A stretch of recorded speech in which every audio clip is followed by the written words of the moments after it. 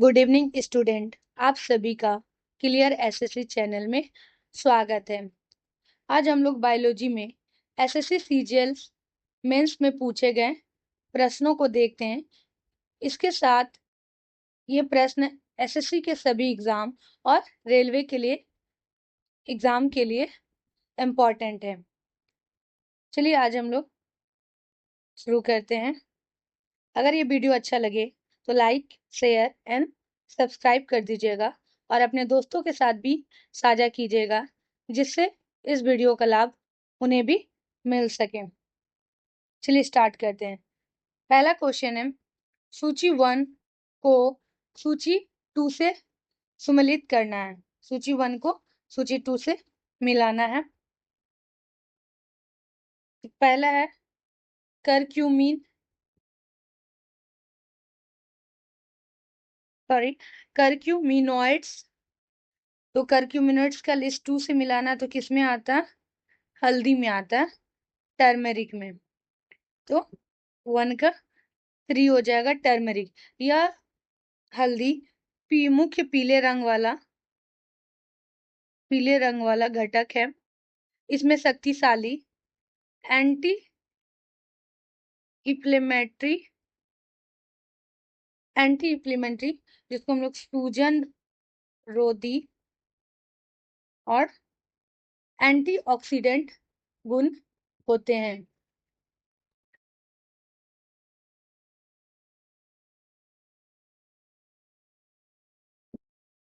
इसमें सूजन रोधी और एंटीऑक्सीडेंट गुण होते हैं। ठीक है, दूसरा देते हैं 1 एट स्टीनॉल। इसका होगा इलायची, फर्स्ट नंबर। ठीक है, इसे यूके लिप्टॉन के नाम से भी जाना जाता है। 1,8 फिनॉल को यूके लिप्टॉन के नाम से जाना जाता है। यह इलायची के लिए आवश्यक तेलों के मुख्य घटक है। जो इसकी विशिष्ट सुगंध और स्वाद प्रकट करता है। किसके लिए फेमस है? विशिष्ट सुगंध और स्वाद के लिए प्रदान करता है। हम लोग चाहते जब इलायची डालते तो वो खाने के टेस्ट को बढ़ाता है। यूगेनॉल ये लौंग के लिए यूगेनॉल लौंग के लिए यह लौंग के आवश्यक तेलों का ये भी मुख्य घटक है। इसका उपयोग हम लोग कहाँ करते हैं? दांत दर्द के निवारण के रूप में और एंटीसेप्टिक के रूप में भी किया जाता है। एंटीसेप्टिक के रूप में भी किया जाता है। तीसरा है पिपेरिन, जिसको हम लोग ब्लैक पेपर कहते हैं। यह काली मिर्च में पाया जाने वाला अल्केलॉइड है। ये किसमें पाया जाता है? काली मिर्च में पाया जाने वाला क्या है? अल्केलॉइड है, जो इसे तीखा स्वाद पनगेंसी होता है, तीखा सा पनगेंसी देता है। और ये अन्य पोषक तत्वों के अवशोषण को बढ़ाने के लिए भी जाना जाता है। इसका ऑप्शन क्या हो जाएगा? करक्यूमिनॉइड का हो जाएगा टर्मरिक। तो 1 का 3, तो पहला ही 2 ऑप्शन छट गया, फर्स्ट और फोर्थ, क्योंकि 1 का 3 होगा। फिर आगे देखते हैं लास्ट सेकंड बी में 1,8 सिनॉल का क्या होगा? कार्डामम इलायची। 1 ये 2 ऑप्शन दिख रहा है। अब हमें तीसरा ऑप्शन देखता है यूगेनॉल। यूगेनॉल का होता है क्लोव, मतलब लौंग। तो सी का हो जाएगा 4 नंबर, सी का 4 नंबर। तो इसका राइट ऑप्शन क्या हो जाएगा? B number. ठीक है, नेक्स्ट क्वेश्चन देखते हैं। सूचीबद्ध विकल्पों में से कौन सा कैंसर का रूप नहीं है? 4 विकल्प दिए हैं, ग्लूकोमा, कार्सिनोमा, लिम्फोमा, सारकोमा। तो कैंसर का रूप नहीं है, कौन नहीं है? ग्लूकोमा। ग्लूकोमा क्या होता है? ये आंखों की बीमारी है। आंखों की बीमारी है जो अक्सर आंख के भीतर बढ़े हुए दबाव के कारण ऑप्टिक तंत्रिका को नुकसान पहुंचाती है। ये किसको नुकसान पहुंचाती है? ऑप्टिक तंत्रिका को। ऑप्टिक तंत्रिका को नुकसान पहुंचाती है। इससे जिससे दृष्टि हानि हो सकती है। इससे क्या हानि होता है? दृष्टि की हानि हो जाती है। ठीक है। और कार्सिनोमा ये एक प्रकार का कैंसर है जो त्वचा या आंतरिक अंगों जैसे फेफड़े, स्तन, प्रोटेस्ट की परत बनाने वाले एपिथेलियल कोशिकाओं में विकसित होते हैं। ये एक प्रकार का क्या है? कैंसर है, कार्सिनोमा। ये किसको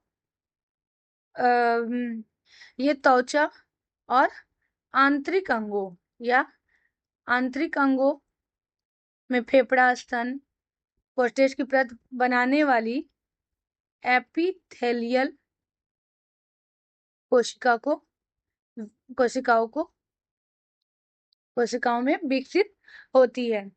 लिम्फोमा ये एक लिम्फोमा प्रणाली ये भी क्या है? एक कैंसर है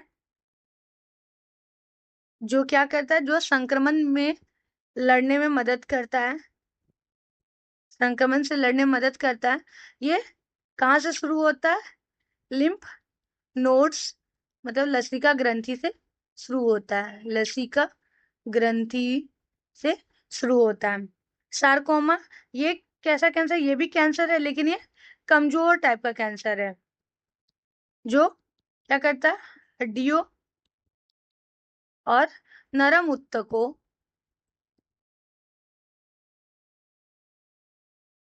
ऊतकों में विकसित होता है जैसे मांसपेशी या वसा, रक्त वाहिकाएं और संयोजी ऊतक में ठीक है। तो इसमें क्या पूछा? कैंसर का रूप नहीं है ग्लूकोमा क्योंकि ये आंख की बीमारी है जो किसको नुकसान पहुंचाती है? ऑप्टिक तंत्रिका तंत्र को जो दृष्टि हानि पहुंचाता। और ये तीनों क्या है? कैंसर का रूप है। कार्सिनोमा, लिम्फोमा और सारकोमा। नेक्स्ट क्वेश्चन देखते हैं। इसमें भी मिलान करना, सूची 1 को सूची 2 से मिलान करना है। पहला दिया है कार्बोनिक एसिड। इसका क्या ऑप्शन हो जाएगा? कार्बोनिक एसिड किसमें होता है? सोडा वाटर में। तो क्या हो जाएगा? एक का 3। यह तब बनता है जब कार्बन डाइऑक्साइड पानी में घुल जाती है जिससे शीतल पेय में फ्रीज आता है। शीतल पेय में फ्रीज आता है। लॉरिक एसिड ये कहाँ पाया जाता है? कोकोनट मिल्क में। मतलब यहाँ बी का 4 हो जाएगा। ये संतृप्त वसा अम्ल है, सैचुरेटेड फैटी एसिड है जो नारियल के तेल और दूध में प्रचुर मात्रा में पाया जाता है। कहाँ पाया जाता है? नारियल के तेल और दूध में प्रचुर मात्रा में पाया जाता है। ठीक है। तीसरा देखते हैं ब्यूट्रिक एसिड। ये मक्खन में पाया जाता है। तो सी का 2 नंबर। यह एक शॉर्ट चेन फैटी एसिड है। शॉर्ट चेन फैटी एसिड है जो रखे हुए मक्खन को इसकी विशिष्ट अप्रिय गंध देता है जो पेट के स्वास्थ्य के लिए अच्छा होता है। पेट के स्वास्थ्य के लिए इम्पोर्टेंट है। ठीक है। तो इसी से हमारा ऑप्शन मिल जाएगा 1 का 3। एक ही ऑप्शन है बी नंबर जिसका करेक्ट आंसर होगा बी। एक और पढ़ लेते हैं। यूरिसिक एसिड इसका क्या हो जाएगा? Mustard oil. यह सरसों और एपिसिड के तेल में पाया जाता है। ये कहाँ पाया जाता है? सरसों और रैपसीड के तेल में पाया जाता है। उच्च मात्रा में अगर ये प्रेजेंट रहेगा तो ये हानिकारक पहुंचाएगा स्वास्थ्य को, और अधिकांश खाद्य तेल पदार्थों में इसकी मात्रा को की दर को कम कर दिया गया है। इसका ऑप्शन क्या हो जाएगा? B number. नेक्स्ट क्वेश्चन देखते हैं। निम्नलिखित में से कौन सी बीमारी विरासत में नहीं मिलती है? तो down syndrome, cystic fibrosis, malaria और मस्कुलर डिस्ट्रॉफी। तो कौन सी विरासत में नहीं मिलती है? तो हमें पता है मलेरिया। मलेरिया क्या है? एक संक्रामक रोग है जो किस परजीवी के कारण होता है?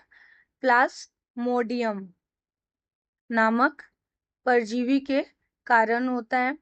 और ये किस किस मच्छर के काटने से फैलता है? एनोफेलिसिस मॉस्क्यूटो मच्छर के काटने से फैलता।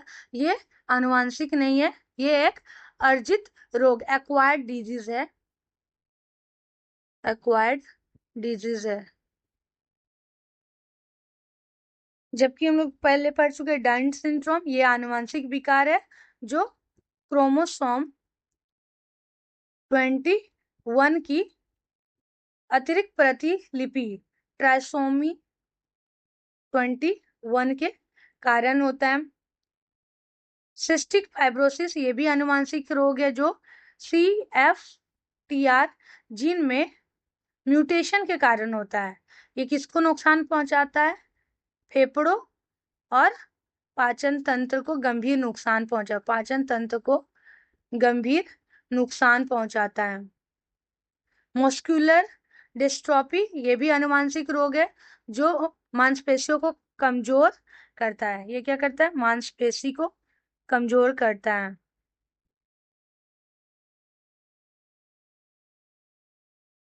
कमजोर करता है और मांसपेशी के उत्तकों के टूटने का कारण है। इसके मांसपेशी के उत्तकों के टूटने का कारण बनता है। ठीक है, नेक्स्ट क्वेश्चन देखते हैं। उस प्रकार की दवाइयों को क्या कहा जाता है जो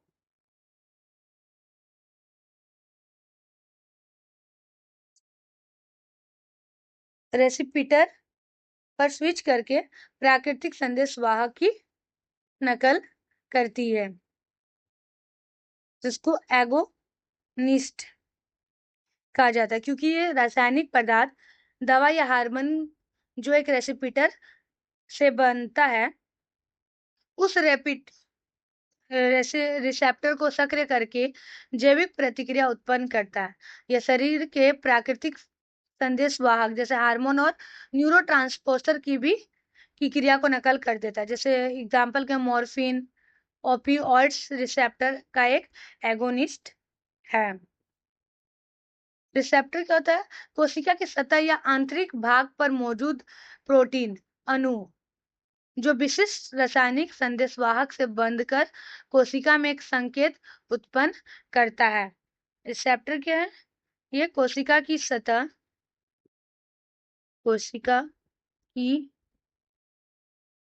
सतह या आंतरिक भाग पर मौजूद प्रोटीन अणु जो किसी रासायनिक संदेशवाहक से बनकर रासायनिक संदेशवाहक से बंधकर कोशिका में संकेत उत्पन्न करता है। कोशिका में एक संकेत उत्पन्न करता है। नेक्स्ट क्वेश्चन देखते हैं। निम्नलिखित में से किस विटामिन की कमी से घावों से अतिरिक्त रक्तस्राव होता है? इसका ऑप्शन क्या हो जाएगा? डी विटामिन के, विटामिन डी, विटामिन ए और विटामिन ई। तो हम लोग जानते हैं इसका आंसर विटामिन के। विटामिन के का क्या काम है? ये रक्त के थक्के जमने की प्रक्रिया के लिए आवश्यक है। रक्त के थक्के जमने की प्रक्रिया के लिए आवश्यक है। यह यकृत में प्रोथ्रोम्बिन सहित कई थक्के बनाने वाले कारकों के लिए संश्लेषण के लिए महत्वपूर्ण है। कमी का प्रभाव क्या होगा? अगर विटामिन के की कमी से रक्त का थक्का बनने की क्षमता प्रभावित होती है। थक्का बनने की क्षमता प्रभावित होती है, जिससे छोटे घाव से भी अत्यधिक और अनियंत्रित रक्तस्राव हो सकता है। जिससे छोटे घावों में जैसे थोड़ा सा भी कट जाएगा तो उसमें अत्यधिक रक्त का स्राव और अनियंत्रित हो जाता है। रक्तस्राव हो सकता है। विटामिन और ऑप्शन देखते हैं। विटामिन डी, इसकी कमी से रिकेट्स, बच्चों में क्या होता है? रिकेट्स, और वयस्कों में ऑस्टियो मलेशिया होता है। ये किसमें होता है? वयस्क में। और ये बच्चों में रिकेट्स होता है। किसका करता है? ये कैल्शियम का अवशोषण करता है। कैल्शियम अवशोषण के लिए आवश्यक है। विटामिन ए का कमी से क्या होता है? रतौंधी, नाइट ब्लाइंडनेस, ये शुष्क त्वचा की समस्या होती है। विटामिन ई, ये एंटीऑक्सीडेंट है। विटामिन ई क्या है? एंटीऑक्सीडेंट है। इसकी कमी से नसों और मांसपेशियों की क्षति होती है।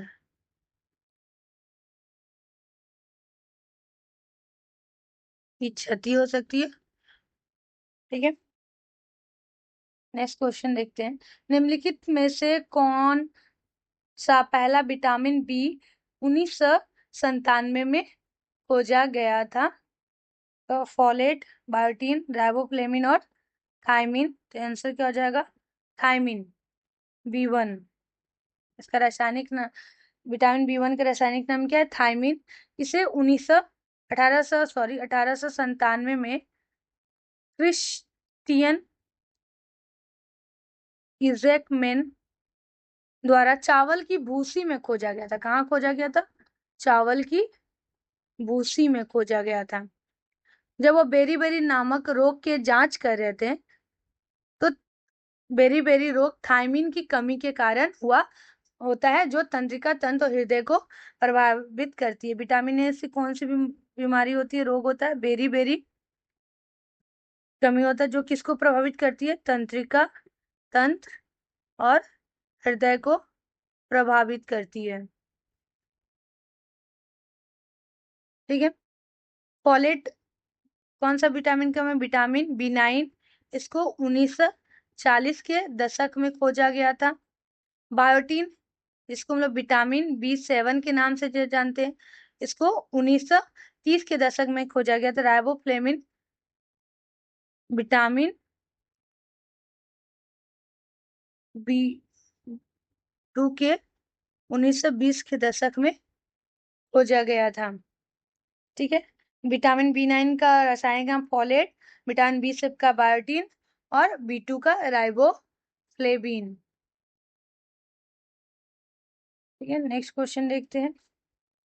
यौन संचारित रोग, STD, जिसको सेक्सुअली ट्रांसमिटेड डिजीज, STD का फुल फॉर्म क्या है?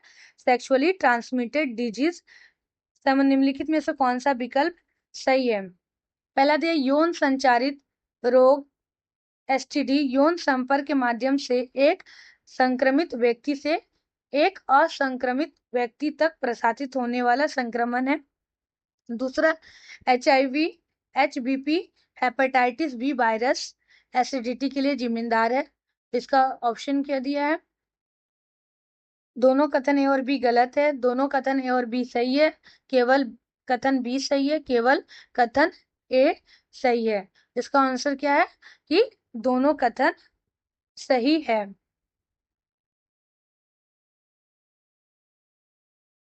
पहला कथन कह रहा है कि जो यौन संचारित रोग एसटीडी, जिन्हें यौन संचारित संक्रमण भी कहा जाता है, वे संक्रमण है जो यौन संपर्क जैसे योनि, गुदा या मुख्य मैथुन के माध्यम से एक व्यक्ति से दूसरे व्यक्ति में फैलते हैं, इसलिए ये सही है। दूसरा, HIV ह्यूमन इम्यूनोडेफिशिएंसी वायरस जो एड्स के कारण बनता है। HBP का ह्यूमन पैपिलियोमा वायरस जननांग मत्स्य जेनिटल वार्ड और कुछ प्रकार के कैंसर के कारण बनता है। ये है HBP, जो इसका नाम क्या है, ह्यूमन पैपिलोमा वायरस जो जननांग मत्स्य जेनिटल वार्ड के कुछ कैंसर के कारण बनता है। हेपेटाइटिस बी, ये यकृत को प्रभावित करता है। ये तीनों वायरस प्रमुख और गंभीर एसटीडी है। हालांकि अन्य बैक्टीरिया और परजीवी भी एसटीडी के लिए जिम्मेदार होते हैं, जैसे सिफिलिस, गोनोरिया, ट्राइकोमोनियासिस, ये सारे। ठीक है, तो दोनों कथन क्या है इसका सही है। नेक्स्ट क्वेश्चन देखते हैं। जानवरों के किस समूह का नाम उनकी कांटेदार त्वचा और पानी से चलने वाली एक विशेष ट्यूब प्रणाली के कारण रखा गया है, जिसका प्रयोग वे घूमने के लिए करते हैं, जिसके बारे में हम लोग ने इसके पहले वीडियो में भी पढ़ा था। क्या होगा इसका ऑप्शन? अगर आप लोगों ने मेरा प्रीवियस वीडियो देखा होगा तो आप लोग इसका आंसर बता सकते हैं। क्या हो जाएगा इसका? इकाइनोडर्मेटा। इकाइनोडर्मेटा ग्रीक शब्द इकाइनो का अर्थ होता है, इकाइनोस का अर्थ होता है कांटेदार और डर्मा का अर्थ होता है त्वचा। इस संघ के जीवों में बारीक कंकाल कैल्शियम कार्बोनेट के ऑक्जेलेट से बना होता है, जो उन्हें कांटेदार रूप प्रदान करता है। कांटेदार रूप कौन प्रदान करता है? बाहरी कंकाल जो होता है वो किससे बना रहता है? कैल्शियम कार्बोनेट के ऑसी सेल से बना होता है, जो उन्हें कांटेदार प्रदान करता है। इनकी मुख्य विशेषता क्या है? इन्हें चलने फिरने, भोजन पकड़ने, श्वसन के लिए, जल संवहनी प्रणाली या नलिका पाद प्रणाली होती है, जैसे स्टार फिश, समुद्री अर्चिन और समुद्री खीरा। ये सारे प्रश्न एसएससी सीजीएल के मेंस में पूछे गए हैं। आज हम लोग बायोलॉजी के जितने क्वेश्चन पढ़ रहे हैं वो एसएससी के सारे एग्जाम में बार बार पूछे गए हैं, इसलिए जो क्वेश्चन बार बार पूछे जा रहे हैं उसको स्पेशली ध्यान रखिएगा कि अगर ये क्वेश्चन आते हैं तो आपका ये प्रश्न गलत ना हो जाए। ठीक है, नेक्स्ट क्वेश्चन देखते हैं। यौगिक के एक वर्ग की पहचान करें जिसका कार्यात्मक समूह OH है। तो इथेन का फॉर्मूला हम लोग जानते हैं, C2H6। कीटोन का फंक्शन को C++। Aldehyde C++OH। अल्कोहल का OH। ये क्या है इसका फंक्शनल ग्रुप, जिसको हम लोग ROH। तो क्या पूछा है? क्रियात्मक समूह क्या है? OH alcohol. ये क्या है? संतृप्त कार्बन परमाणु है, से जुड़े होते हैं। संतृप्त कार्बन परमाणु से जुड़े होते हैं। इसका सामान्य स्रोत ROH, जिसमें R क्या है? ये एल्काइल समूह है, एल्काइल समूह है। जैसे एग्जाम्पल के रूप में R के जगह C2H5OH, इसका नाम हो जाएगा इथेनॉल। इसी तरह C3H7OH, इसका नाम हो जाएगा प्रोपेनॉल। ठीक है, फंक्शनल ग्रुप क्या होता है? फंक्शनल ग्रुप, जिसको हम लोग क्रियात्मक समूह बोलते हैं, यह एक परमाणुओं का समूह होता है। क्या होता है? परमाणुओं का समूह होता है जो यौगिकों के एक विशिष्ट रासायनिक गुणों के लिए जिम्मेदार होता है। जो यौगिकों के एक वर्ग के विशिष्ट रासायनिक गुणों के लिए जिम्मेदार होता है। ठीक है, नेक्स्ट क्वेश्चन देते हैं। आवृत्ति के अवरोही क्रम में विकर्णों का सही क्रम क्या है? एक्सरे, इंफ्रारेड, माइक्रोवेव, रेडियोवेव, तरंग वेव। तो इससे पहले हम लोग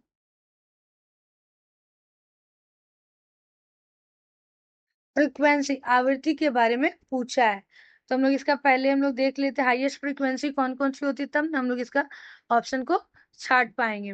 हाईएस्ट फ्रीक्वेंसी क्या होता है? Gamma ray, X ray, UV ray, visible light, infrared, microwave, radio wave. तो इसका क्या बोलता? उच्चतम आवृत्ति इधर से इधर है, इसका हम लोग देखते हैं तो क्या हो जाएगा? पहले एक्सरे आएगा, तो पहला ही ऑप्शन, फिर उसके बाद इंफ्रारेड, माइक्रोवेव और रेडियो तरंग। हाईएस्ट फ्रीक्वेंसी किसका होता है? 1 नंबर का। ठीक है, विद्युत चुम्बकीय स्पेक्ट्रम, इलेक्ट्रोमैग्नेटिक स्पेक्ट्रम को उनकी आवृत्ति और तरंगदैर्घ्य के आधार पर व्यवस्थित किया गया है। इसको कैसे सजाया जाता है? ये विद्युत चुंबकीय स्पेक्ट्रम, जिसको इलेक्ट्रोमैग्नेटिक स्पेक्ट्रम को आवृत्ति फ्रीक्वेंसी एंड तरंग दैर्घ्य के आधार पर व्यवस्थित किया गया है। ठीक है,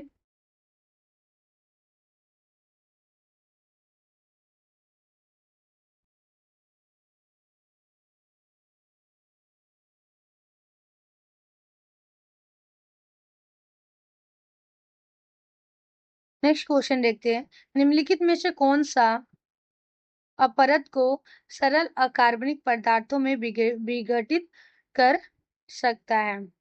तो क्या हो जाएगा इसका? लीचेन, शैवाल, फाइटो प्लांक्टन और फंगल एंजाइम। ऑप्शन क्या हो जाएगा? Fungal enzyme. डेट्रिटस अपरद क्या होता है? ये पौधों और जानवरों से प्राप्त मृत कार्बनिक पदार्थ है। ये क्या होता है? पौधों और जानवरों से प्राप्त मृत कार्बनिक पदार्थ है। मृत कार्बनिक पदार्थ है अपरद। ठीक है, डिग्रेडेशन, ये मृत कार्बनिक पदार्थ को सरल कार्बनिक पदार्थ में तोड़ने की प्रक्रिया है। तो फंगल एंजाइम क्या है? ये कवक और बैक्टीरिया अपघटक होते हैं। फंगल का था कवक और बैक्टीरिया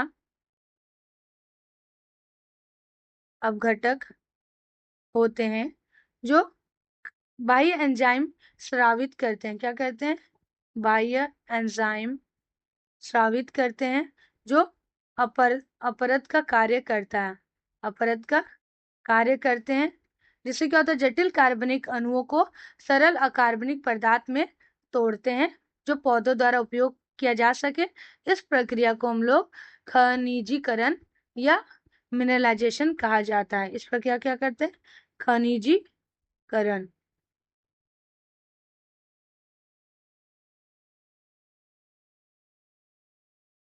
और ये लीचेन, एल्गी, फाइटो प्लैंकटन, ये क्या होते हैं? ये मुख्य रूप से ये तीनों क्या है? उत्पादक है, जो प्रकाश संश्लेषण के माध्यम से कार्बनिक पदार्थ का निर्माण करते हैं। ये कार्बनिक पदार्थ का निर्माण करते हैं। ये विघटित नहीं करते हैं। तो पूछा क्या, विघटित कौन कर सकता है? तो फंगल एंजाइम। नेक्स्ट क्वेश्चन देखते हैं, रक्त में हीमोग्लोबिन बनाने के लिए निम्नलिखित में से क्या आवश्यक है? कैल्शियम, प्रोटीन, लोहा, वसा। तो इसका क्या हो जाएगा? रक्त में हीमोग्लोबिन बनाने के लिए हमें क्या चाहिए? आयरन, लोहा। क्योंकि हीमोग्लोबिन कहाँ पाया जाता है? ये आरबीसी लाल रक्त कोशिकाओं में पाए जाने वाला क्या है? एक प्रोटीन है, जिसका मुख्य कार्य शरीर के अंगों तक ऑक्सीजन का परिवहन करना है। इसका कार्य क्या है? शरीर के अंगों तक ऑक्सीजन पहुंचाना,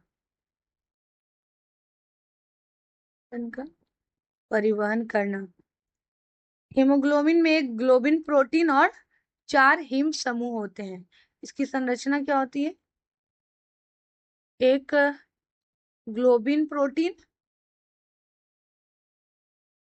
और 4 हिम समूह होते हैं। जबकि आयरन, प्रत्येक हिम समूह के केंद्र में एक लोहा परमाणु होता है। यह लोहा परमाणु ही वह स्थल है जहाँ ऑक्सीजन अणु अस्थायी रूप से बनता है। लोहे की कमी से अनेमिया, रक्तल्पता होता है। अनीमिया जिसमें रक्त की कमी होता है, क्योंकि पर्याप्त हीमोग्लोबिन नहीं बन पाता है। ठीक है, तो हीमोग्लोबिन बनाने के लिए क्या जरूरी है? आयरन, लोहा। नेक्स्ट क्वेश्चन है, नीचे वनीकरण के बारे में कुछ कथन दिए गए, निम्नलिखित में से कौन से कथन सही है? वनीकरण से बाढ़ को रोका जा सकता है। वनीकरण हमारे पारिस्थितिकी तंत्र को संतुलित कर सकता है। तो दोनों, वनीकरण, तो दोनों क्या है? सही है। वनीकरण, एफॉरेस्टेशन, उन क्षेत्रों में पेड़ लगाना जहां पहले कभी पेड़ नहीं थे या जहां हाल ही में पेड़ काटे गए हैं, वहां वनीकरण करते हैं तो क्या हो सकता है? बाढ़ को रोका जा सकता है और पारिस्थितिकी तंत्र को संतुलित भी कर सकते हैं। चूंकि वनीकरण के ये दोनों ही पर्यावरण लाभ है, वैज्ञानिक रूप से ये सिद्ध है, इसलिए इसलिए कथन को सही मानना सही नहीं रहेगा। इसलिए दोनों को गलत मानना भी उचित नहीं है। इसलिए दोनों क्या है? सही है। नेक्स्ट क्वेश्चन क्या है, उस समूह की पहचान करें जिसमें निम्नलिखित पौधों की भौतिक संरचना स्पष्ट नहीं है। इन पौधों को सामान्यतः शैवाल कहा जाता है और ये पौधे मुख्यतः जलीय होते हैं। तो क्या हो जाएगा? बायोफाइटा, एंजियोस्पर्म, थाइलोफाइटा और टेरिडोफाइटा। तो ये क्या हो जाएगा? थैलोफाइटा। हम लोग इसके बारे में पिछले एक वीडियो में भी पढ़ चुके हैं। थैलोफाइटा क्या होता है? ये पादप जगत का निचला और सबसे बड़ा समूह है। पादप जगत का सबसे निचला और सबसे बड़ा समूह है। सबसे बड़ा समूह है। इसकी विशेषता क्या है? पौधे के शरीर को जड़, तना और पत्तियों में विभाजित नहीं किया जा सकता। उनका शरीर एक थैलस जैसा होता है। ठीक है, जैसे एग्जाम्पल में शैवाल, ये थैलोफाइटा समूह के अंतर्गत आते हैं, जलीय होते हैं और इनका शरीर जड़, तना और पत्ती में विभाजित नहीं होते हैं। नेक्स्ट क्वेश्चन देखते हैं,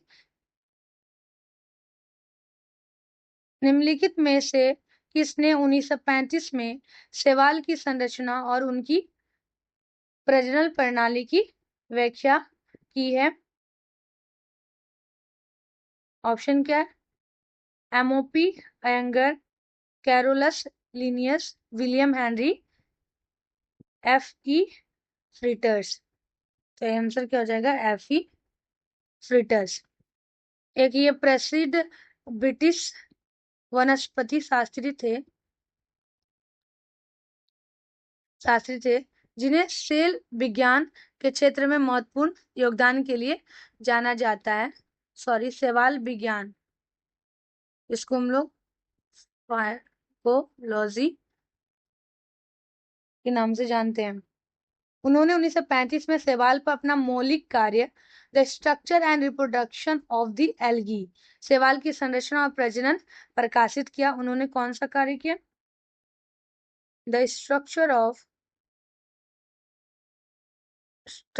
and reproduction of the algae,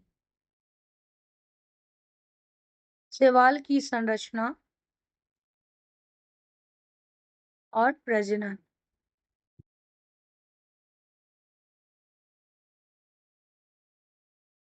प्रकाशित किया, जो शैवाल जीव विज्ञान में एक मानक संदर्भ ग्रंथ बन गया। और उन्होंने शैवाल के विभिन्न वर्गों की शारीरिक संरचना और प्रजनन की विस्तृत व्याख्या की है। नेक्स्ट क्वेश्चन देखते हैं। ग्लोबल वार्मिंग के संबंध में निम्नलिखित कथन दिए गए, इनमें से कौन सा कथन सही है? पहला है, ग्लोबल वार्मिंग मानव गतिविधियों, मुख्य रूप से जीवाश्म ईंधन के जलने के कारण पूर्व औद्योगिक काल से पृथ्वी की सतह का दीर्घकालिक मापन है, जो पृथ्वी के वायुमंडल में ग्रीन हाउस गैस के स्तर को बढ़ाता है। दूसरा क्या है? ग्लोबल वार्मिंग के कारण जलवायु परिवर्तन होता है, जो व्यापक बाढ़ और चरम मौसम के रूप में पृथ्वी पर जीवन के लिए गंभीर खतरा पैदा करते हैं। तो क्या होगा? ये दोनों ऑप्शन सही है, both are correct.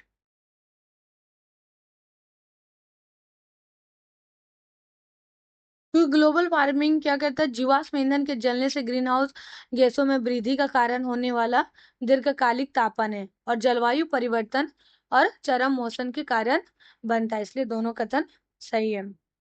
Next question है, प्लेटीहेल्मिन्थस में पाई जाने वाली एक विशेष उत्सर्जी कोशिका कौन सी है जो किडनी की तरह कार्य करती है, निस्पंदन के माध्यम से अवशिष्ट पदार्थ को हटा देती है? तो फ्लेम सेल ज्वाला कोशिका, ये प्लेटिहेल्म में चपेट कृमि जैसे जीवों में पाए जाने वाला उत्सर्जन और परासरण नियमन का प्राथमिक अंग है।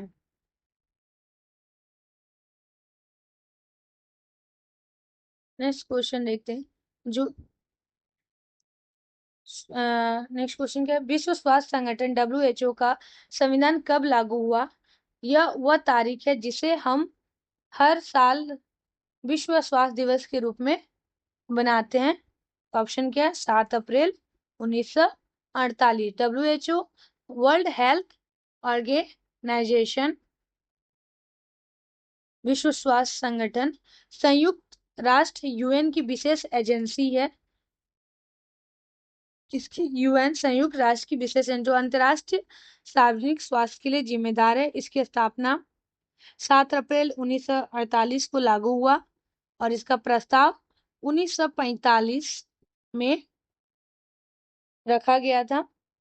वर्ल्ड हेल्थ डे की स्थापना की वर्षगांठ को चिन्हित करने के लिए हर साल 7 अप्रैल को विश्व स्वास्थ्य दिवस के रूप में मनाया जाता है। 7 अप्रैल को विश्व स्वास्थ्य दिवस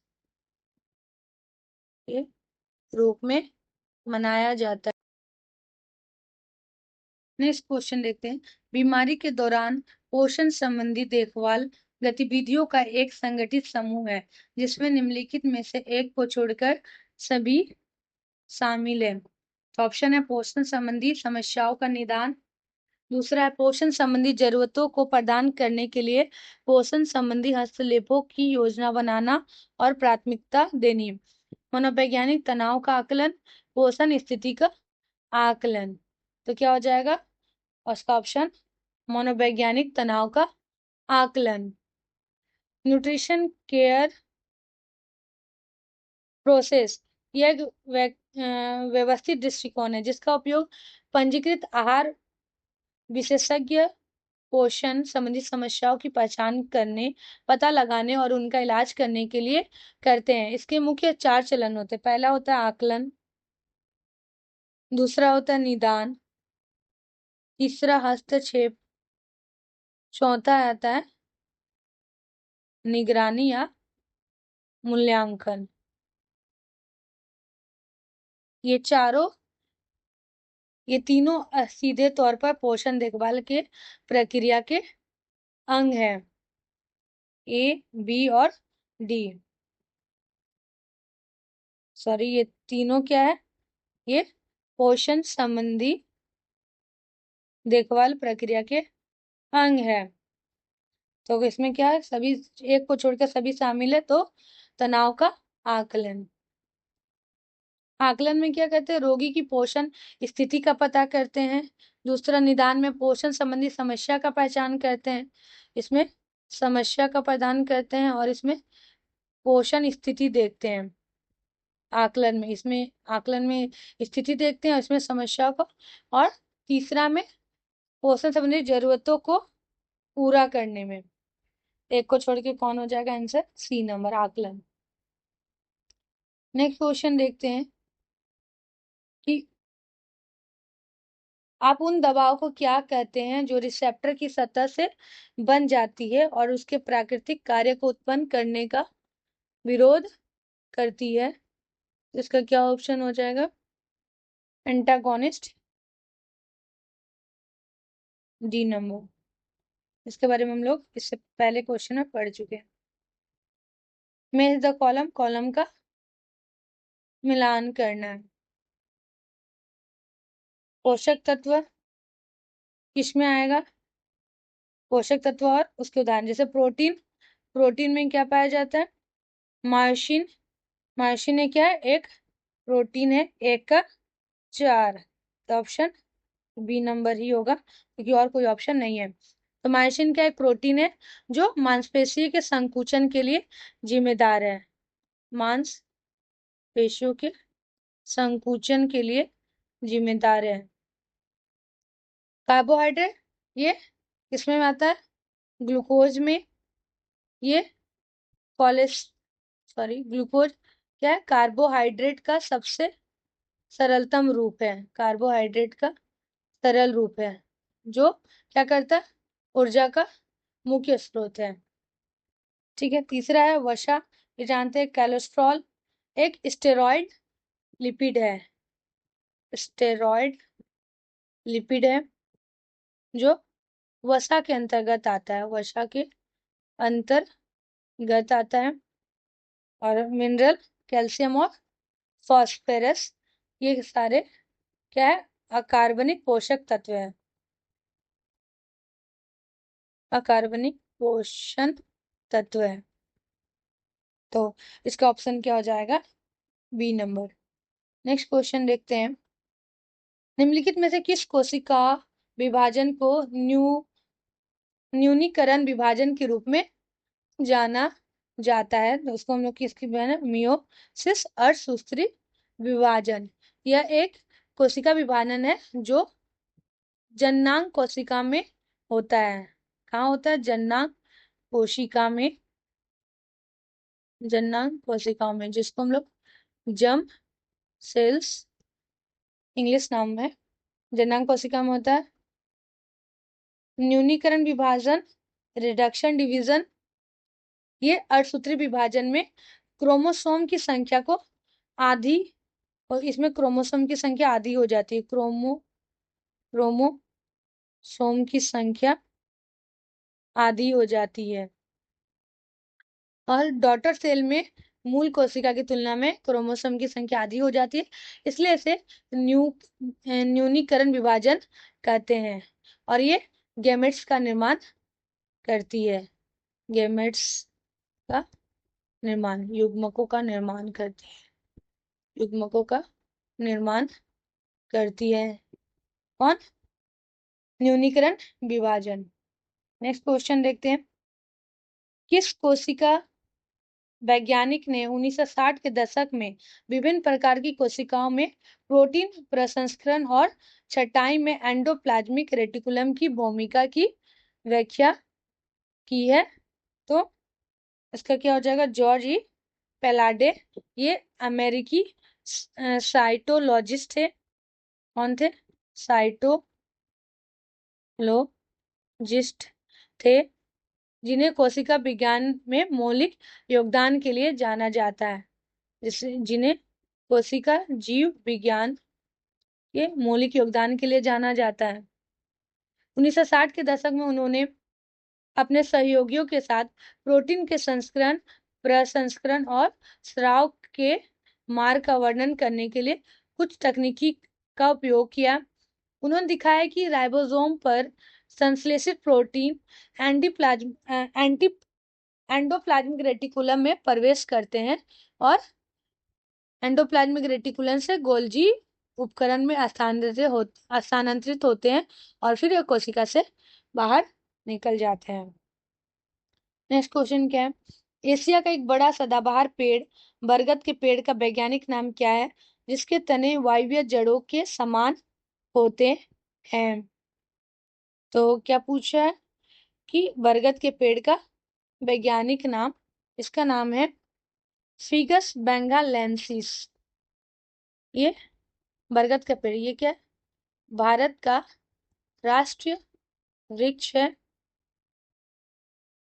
वैज्ञानिक नाम फिगस बेंगालिस है।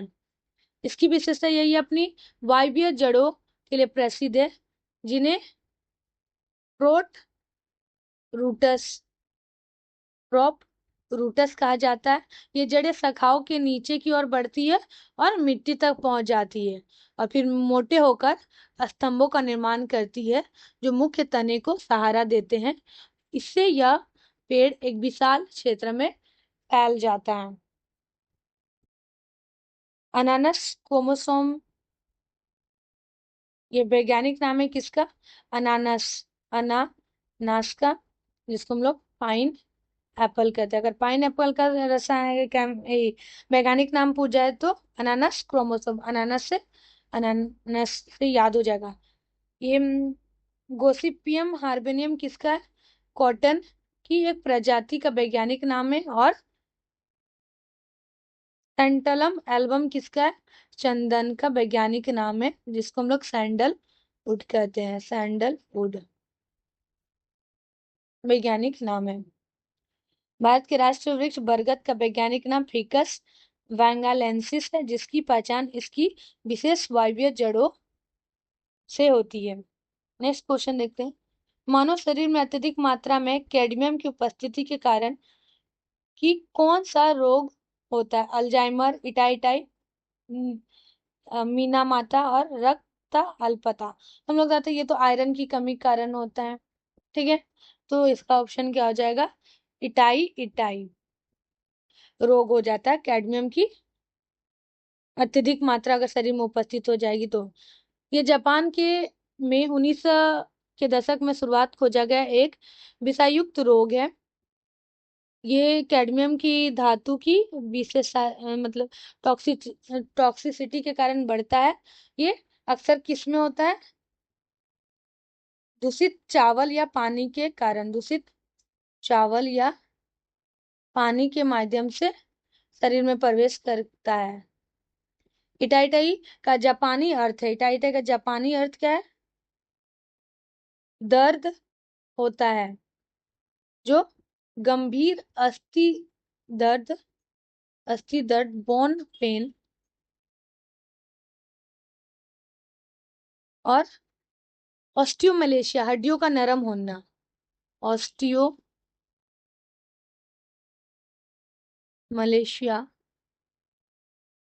होता है हड्डियों का नरम होना,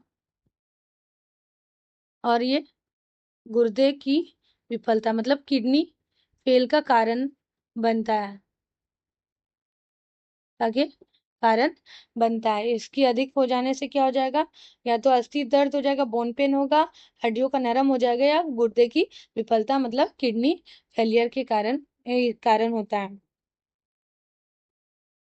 नेक्स्ट क्वेश्चन है 1956 में पारिस्थितिक तंत्र को पारिस्थितिकी की में बुनियादी इकाई के रूप में किसने उल्लेख किया था? तो फ्रांसिस इवान ने उल्लेख किया था। नेक्स्ट क्वेश्चन देखते हैं,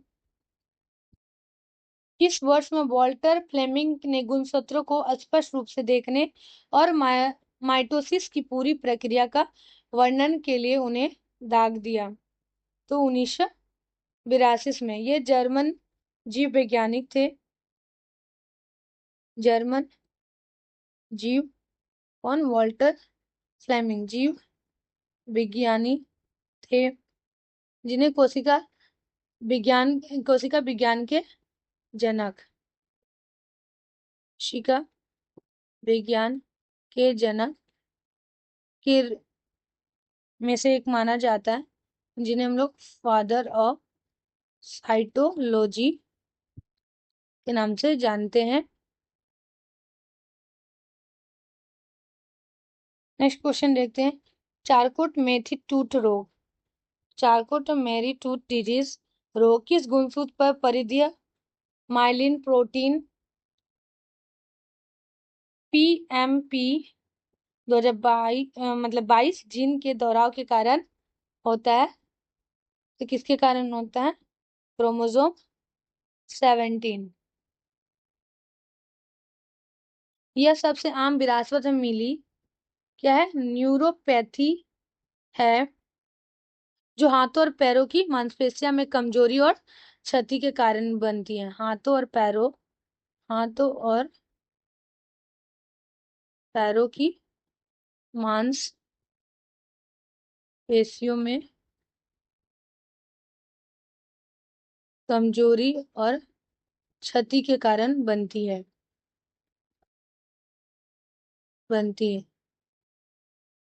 ये सीएमटी का सबसे आम रूप CMT1A, जो गुणसूत्र 17 पर स्थित परिधीय माइलिन प्रोटीन 22 जीन के दोहराव के कारण होता है, कि जीन के अतिरिक्त माइलिन आवरण के असामान्य विकार के कारण बनती है। नेक्स्ट क्वेश्चन देखते हैं,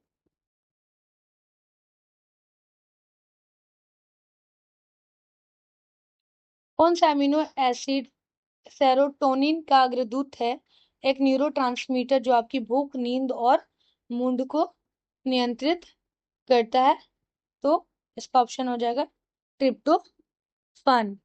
ये अमीनो एसिड है जिसका अर्थ है शरीर द्वारा संश्लेषित नहीं किया जा सकता, इसे आहार से प्राप्त किया जाना चाहिए। क्या हो जाएगा इसका? शरीर द्वारा संश्लेषित नहीं किया जा सकता, ये कहाँ से मिलता है? आहार से प्राप्त करना चाहिए। आहार से प्राप्त किया जाना चाहिए। मतलब ये जो अमीनो एसिड है, ये शरीर से नहीं मतलब शरीर से नहीं मिलता है। ये बाहर से जो भी हम लोग आहार लेते हैं उनसे हमें प्राप्त किया जाता है। ये ट्रिप्टोफान मस्तिष्क में प्रवेश करता है और न्यूरोट्रांसमीटर सेरोसिन्स में परिवर्तित हो जाता है। ये कहाँ होता है? मस्तिष्क में प्रवेश कर न्यूरो ट्रांसमीटर सेरोटोनिन में परिवर्तित होता है। सेरोटोनिन को अक्सर इसे फील गुड न्यूरोट्रांसमीटर कहा जाता है। किसको? सेरोटोनिन को फील गुड ट्रांसमीटर कहा जाता है।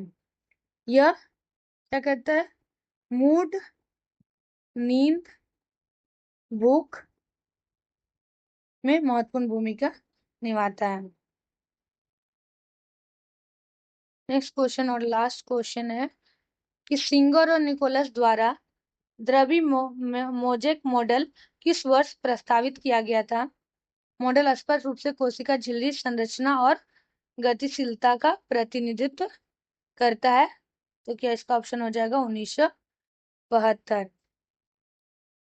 Fluid mosaic model, fluid mosaic model यह इसमें कोशिका झिल्ली की संरचना का सबसे व्यापक रूप से वर्गीकृत मॉडल है। झिल्ली की संरचना का व्यापक मॉडल है। इसे एस.जे. सिंगर और जी.एल. निकोलसन ने 1972 में साइंस पत्रिका में प्रकाशित किया था। साइंस पत्रिका में प्रकाशित किया था। यह मॉडल झिल्ली का एक द्रव्य के रूप में माना जाता है जिसे फॉस्फोलिपिड की द्विपरत होती है। ठीक है, थैंक यू दोस्तों। अगर ये वीडियो आप लोगों को अच्छा लगे तो लाइक एंड शेयर कीजिएगा और अपने दोस्तों के साथ भी शेयर कीजिएगा। आज हम लोगों ने एसएससी सीजीएल मेंस के बार बार पूछे जाने वाले क्वेश्चन को पढ़ा है। इसको आप लोग बार बार रिवीजन कीजिएगा जिससे आपको जब एग्जाम में ये क्वेश्चन आए तो गलती नहीं हो। Thank you.